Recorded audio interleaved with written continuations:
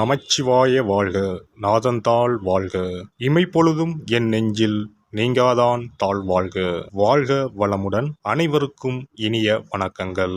நாம் தற்போது 2025ஆம் ஆண்டின் இறுதியை நெருங்கிக் கொண்டிருக்கிறோம்.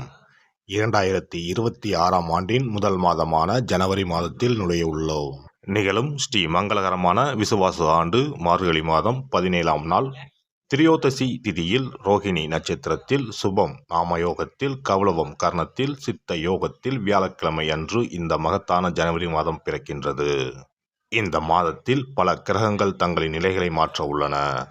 ஜோதிட சாஸ்திரப்படி ஜனவரி 1, 2026இல் கிரகங்களின் சிறப்பு சேர்க்கையால் உருவாகும் மிகப்பெரிய யோகமான சங்கோண யோகம் ஒரு சில ராசிக்காரர்களுக்கு மங்களகரமானதாகவும் அதிர்ஷ்டமானதாகவும் வாழ்வில் புதிய வெளிச்சம் தருவதாகவும் அமையும். ஜனவரி மாதம் 13ஆம் தேதி செல்வத்தின் அதிபதியான சுக்கிர பகவான் மகர ராசிக்கு செல்ல உள்ளார். ஜனவரி மாதம் 15ஆம் தேதி கிரகங்களின் தலைவனாக கருதப்படும் சூரிய பகவான் மகர ராசிக்குள் நுழைய உள்ளார். ஜனவரி மாதம் 16ஆம் தேதி கிரகங்களின் தளபதியான செவ்வாய் பகவான் மகர ராசியில் சஞ்சரிக்க உள்ளார்.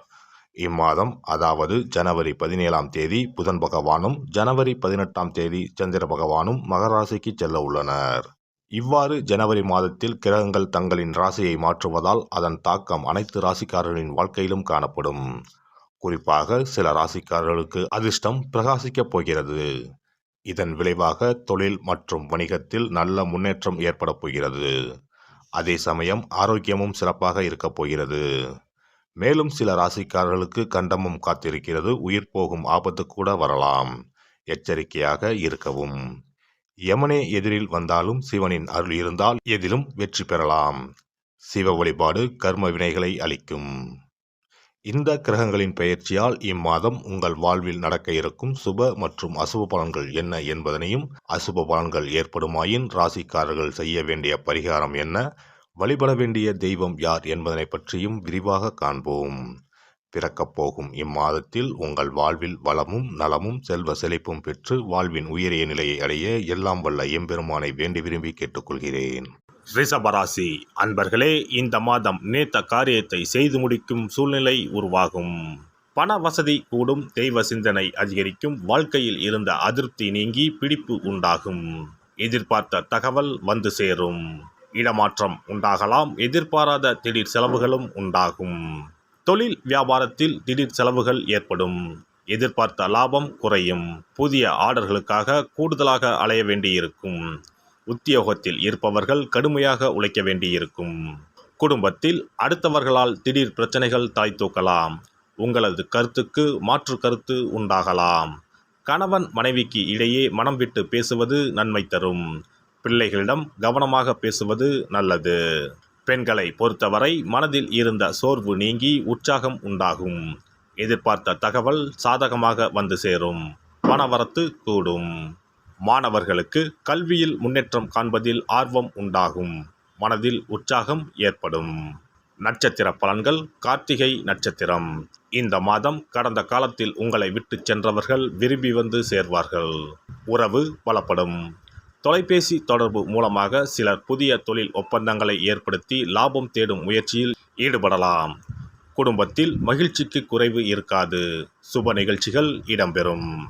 ரோகிணி நட்சத்திரம். இந்த மாதம் சில அத்தியாவசிய தேவைகளுக்கு செலவு செய்ய பண பற்றாக்குறையை சந்திக்க நேரலாம். ஒரு பிரச்சனை முடிந்ததும் இன்னொரு பிரச்சனை உருவாகலாம். ஆனாலும் மகிழ்ச்சியாக இருப்பீர்கள். உங்கள் பிரச்சனைகள் எவ்வளவு இருந்தாலும் தோல்வியும் தோய்வும் இல்லாமல் சமாளித்து ஜெயிக்கலாம். மிருகசிரிசம் நட்சத்திரம். இந்த மாதம் எடுத்த காரியங்களில் உடனே வெற்றி ஏற்படும். சில காரியங்களில் தாமதமாக வெற்றி ஏற்படும். உங்கள் விடாமுயற்சிதான் உங்களுக்கு வெற்றியை தேடித்தரும். பழகும் நண்பர்களை எடை போட முடியாது. வெளுத்தது எல்லாம் பால் என்று நம்பும் உங்கள் பெருந்தன்மையை கொஞ்சம் ஒதுக்கி வைக்கவும். கனகதாரா சோஸ்திரம் பாராயணம் செய்து வர பண தட்டுப்பாடு நீங்கும். குடும்பத்தில் மகிழ்ச்சியான நிலை உண்டாகும். சிறப்பு தொகுப்பு.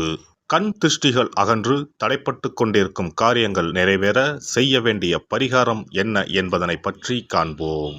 வாழ்க்கையில் நல்ல நிலையில் இருந்தவர்கள் கூட திடீரென்று பொருளாதாரம் இழந்து மன கஷ்டங்களுடன் வாழும் நிலை ஏற்படும். இந்த நிலை எதனால் ஏற்பட்டது என்று ஆராய்ந்து பார்த்தால் பெரும்பாலும் அவர்களின் மீதான கண் திருஷ்டிதான் காரணமாக இருக்கும்.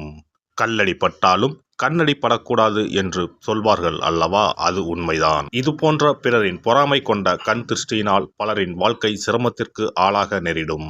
இது போன்ற கண் திருஷ்டிகளிலிருந்து எப்படி தப்பிப்பது? இருக்கவே இருக்கிறது எளிதாக கிடைக்கும் ஊமத்தஞ்செடி.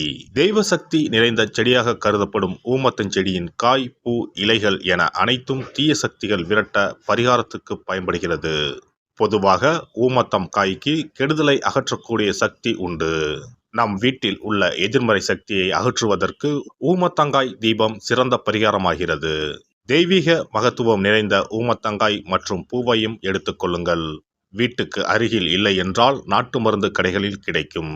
இந்த 2 பொருட்களையும் மஞ்சள் தண்ணீரை கொண்டு நன்றாக கழுவி விடுங்கள்.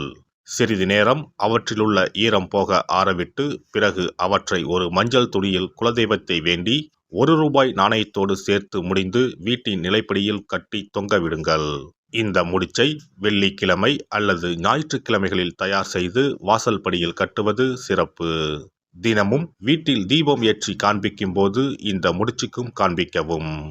இதேபோல் ஊமத்தம் இலைகள் கிடைத்தால் அந்த இலைகளை சுத்தமான மஞ்சள் தண்ணீரில் கழுவிவிட்டு அவற்றை கொண்டு வீட்டில் இருக்கும் விநாயகருக்கு திங்கள் கிழமைகளில் தொடர்ந்து அர்ச்சனை செய்து வர வேண்டும்.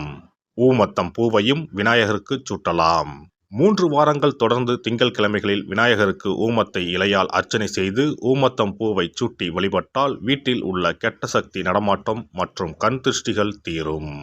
ஊமத்தம் செடியும் சிவபெருமானுக்கு உகந்த இலை ஆகும். இந்த ஊமத்தங்காய் வைத்து சிவபெருமானுக்கு தீபம் ஏற்றி வழிபடுவதன் மூலம் நமது பிரச்சனைகளில் இருந்து எளிதாக விடுபட முடியும். முதலில் 2 ஊமத்தங்காய்களை எடுத்துக்கொள்ள வேண்டும். அவற்றின் மீது முட்கள் இருப்பதால் மிகவும் கவனமாக கையாள வேண்டும். ஊமத்தங்காயின் காம்பு பகுதிகளை வெட்டி கொண்டு கத்தியை பயன்படுத்தி ஊமத்தங்காயின் உள்ளே இருக்கும் விதை பகுதியை முழுவதுமாக நீக்கிவிட வேண்டும். பின்னர் 2 அகல் விளக்குகள் மற்றும் விளக்கு வைப்பதற்கான 2 தட்டுகளை எடுத்து சுத்தம் செய்து அவற்றிற்கு மஞ்சள் குங்குமம் போட்டு வைத்துக் கொள்ள வேண்டும். பின்னர் 2 தட்டின் மீதும் ஒவ்வொரு அகல் விளக்கை வைத்துக் கொள்ள வேண்டும். அதன் பிறகு எப்போதும் பூஜை செய்வதற்கு வைப்பது போன்ற வெத்தலைப்பாக்கு, பழம் போன்றவற்றை வைத்துவிட்டு 2 விளக்குகளையும் ஏற்றி சிவபெருமானை மனதார வேண்டிக் கொள்ள வேண்டும். எனக்கு இருக்கும் பிரச்சனைகள் அனைத்தும் தீர்ந்து இன்பமான வாழ்க்கை கிடைக்க வேண்டும் என வேண்டிக் கொள்ள வேண்டும். இந்த பூஜையை வெள்ளிக்கிழமை அன்று தொடங்கினால் தொடர்ந்து 9 வெள்ளிக்கிழமைகள் செய்ய வேண்டும். ஊமத்தங்காயின் மீது எவ்வாறு முட்கள் இருக்கிறதோ அதுபோல நமது வாழ்க்கையில் இருக்கும் முட்கள் போன்ற பிரச்சனைகளை அவை தீர்த்து வைக்கின்றன. இந்த பூஜையை நாம் தொடர்ந்து செய்து வருவதால் நம் மீது இருக்கும் கண் திருஷ்டிகள் அகன்றுவிடும். தீராத துயரங்கள் தீர்ந்துவிடும். பணம், நகை நம்மிடம் பெருகி வரும். சிலருக்கு கையில் சுத்தமாக பணம் இருக்காது. வறுமை தாண்டவமாடும். கடன் தொல்லையால் கஷ்டப்படுவார்கள். பண பிரச்சனையில் சிக்கி கொண்டிருப்பவர்கள் இந்த தீபத்தை ஏற்றினால் 3 வாரங்களில் நல்ல பலனை பெற முடியும். தொழிலில் நல்ல முன்னேற்றம் இருக்கும். கடன் பிரச்சனைகள் தீரும். உறவினர்களிடையே பகைமை இருந்தால் அவையும் மறைந்துவிடும். நோய்வாய் உள்ளவர்கள் இந்த தீபத்தை ஏற்றுவதன் மூலம் நல்ல பலனை பெற முடியும். பொதுவாகவே எந்த பரிகாரம் என்றாலும் அதை முழு நம்பிக்கையுடன் செய்தால் மட்டுமே முழு பலன் கிடைக்கும் என்பதை நினைவில் கொள்ளுங்கள். எல்லாம் வல்ல இறையருளால் நீங்களும் உங்கள் அன்பு குடும்பமும் உடல் நலம், நீலாயுள், நிறை செல்வம், உயர் புகழ், மெய்ஞானம் ஓங்கி வாழ்க வளமுடன். இந்த வீடியோ பதிவு உங்களுக்கு பிடித்திருந்தால் லைக் பண்ணுங்க, கமெண்ட் பண்ணுங்க, ஷேர் பண்ணுங்க. மறக்காம சப்ஸ்கிரைப் பண்ணுங்க. பக்கத்துல இருக்கிற பெல் பட்டனை கிளிக் பண்ணுங்க. நன்றி, வணக்கம். ஓம் நமச்சிவாய. சிவாய நம.